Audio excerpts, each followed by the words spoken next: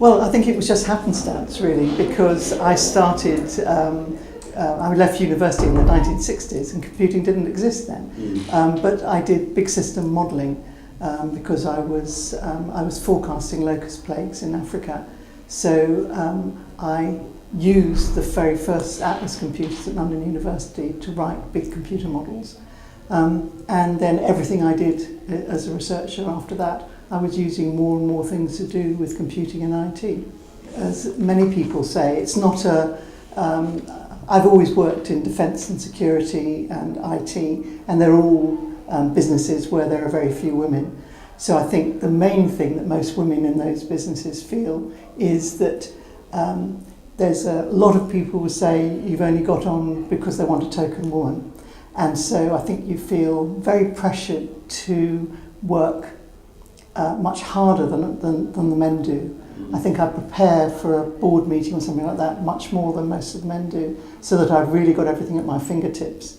And no one can say, you know, wasn't she an idiot or something? So I think I've always felt that. And I think the hardest thing I ever did was when I was expecting my second child. I was changing jobs, and I said to the person who I was leaving and was moving in the Ministry of Defence somewhere else, I said, well, we ought to tell them I'm expecting a baby. He said, oh, no, we won't tell them that because they won't have you. I felt very bad going there sort of out like this.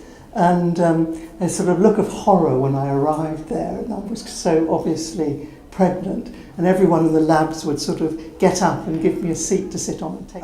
Because I think it is a fantastically varied career, and actually you need IT for lots of things that people, you know, that women would traditionally like to do and they don't realise. And I think the most obvious one at the moment is marketing and media. A lot of women want to go into that, but they don't realise that the big shortage of people in marketing and media now is people who can do big data analytics, because that's what it's all about.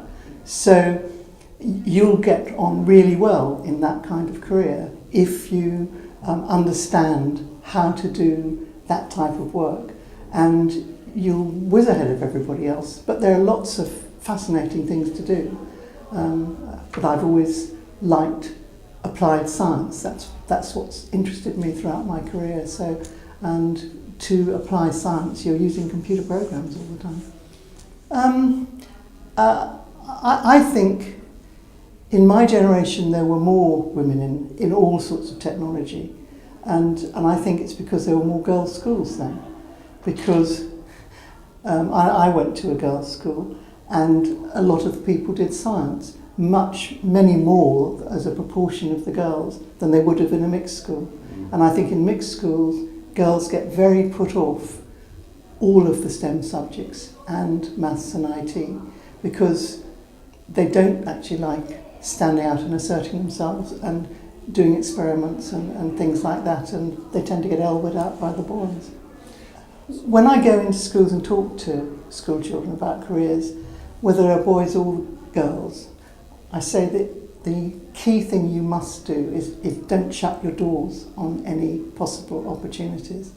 And I think the real problem comes at 12, 13, when a lot of girls make a decision to do non-science GCSEs, or to, if they're allowed to, which they're not so much anymore, to drop mathematics. And it's so much easier to teach yourself a language or history or something later in life, whereas teaching yourself mathematics by yourself or teaching yourself computing by yourself is a very difficult thing to do, and you're shutting out probably 50% of the careers, and probably all the best careers, if you drop those science subjects before GCSE. And I think that's the big thing that I would push.